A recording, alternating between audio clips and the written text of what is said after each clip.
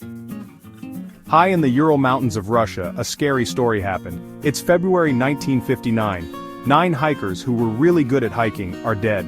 Their tent is ripped open from the inside. Their bodies are scattered on the snowy mountain, some with only a few clothes on, some with terrible injuries. This is the story of the Dyatlov Pass Incident, a mystery that has puzzled people for many years. The story is named after the place where it happened, Dyatlov Pass.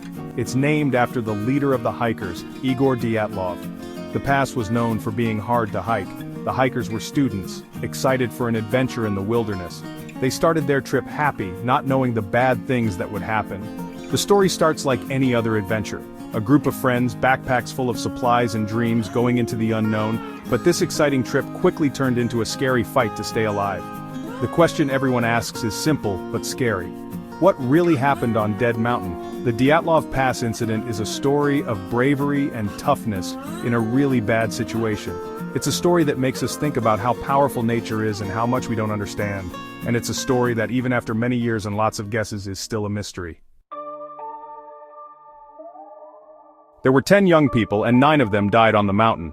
Igor Dyatlov, the smart and strong leader, planned the trip. Zinaida Kolmogorova, called Zina, was always happy and loved taking pictures.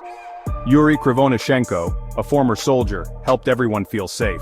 There was also Rustam Slobodin, a strong and helpful hiker. Yuri Doroshenko, who was funny and nice. Lyudmila Dubinina, the other woman besides Zina. Alexander Kolovatov, a young scientist. Nikolai Thibault Brignol, an engineering student. And Semyon Zolotaryov, the oldest one, who was a bit mysterious. Their trip started with excitement and friendship. Pictures from the beginning show a group of friends having fun in the wilderness. They wrote down everything about their trip and their cameras took pictures of their adventures.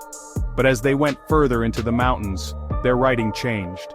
The last few diary notes show they were worried, like something was wrong.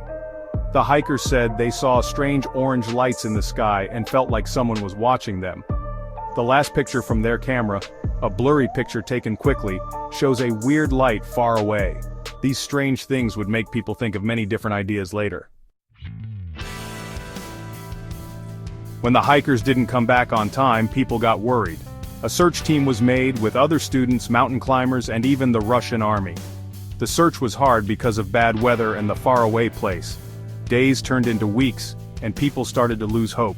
Then, on February 26th, almost a month after the hikers were last seen, their tent was found. It was on the side of Kolotsiakal, a mountain called Dead Mountain by the people who lived there. The tent was partly fallen down, covered in snow, and scariest of all, cut open from the inside. Footprints going away from the tent showed the hikers ran away quickly, many without shoes or just wearing socks. The search team followed the footprints, getting more and more worried. The first bodies were found not far from the tent, with only some clothes and no shoes. It looked like they froze to death. As the search went on, more bodies were found, further down the mountain and into the woods.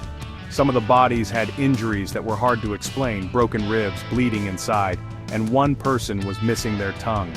The injuries were so bad that some people thought someone hurt them on purpose.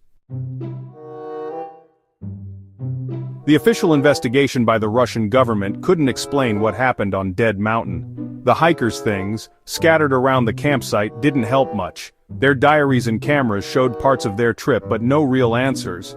The doctors' reports made things even more confusing. Some hikers froze to death, but others had injuries that didn't look like they fell or were out in the cold. Some had broken skulls and really bad chest injuries, like they were hit by something very strong. And some bodies didn't have any cuts or bruises on the outside, which was strange. Even stranger, some of the hikers' clothes had radiation on them. This, and the stories of weird lights in the sky, made people think about secret army stuff happening in the area. Some thought it was tests of radiation weapons or secret missions that went wrong. The weird injuries, missing clothes, and radiation made it seem like something worse than a hiking accident. But the Russian government said no one hurt the hikers, and the government wasn't involved. They said it was a strong natural force. This didn't explain much, and the mystery of the Dyatlov Pass incident just got bigger over time.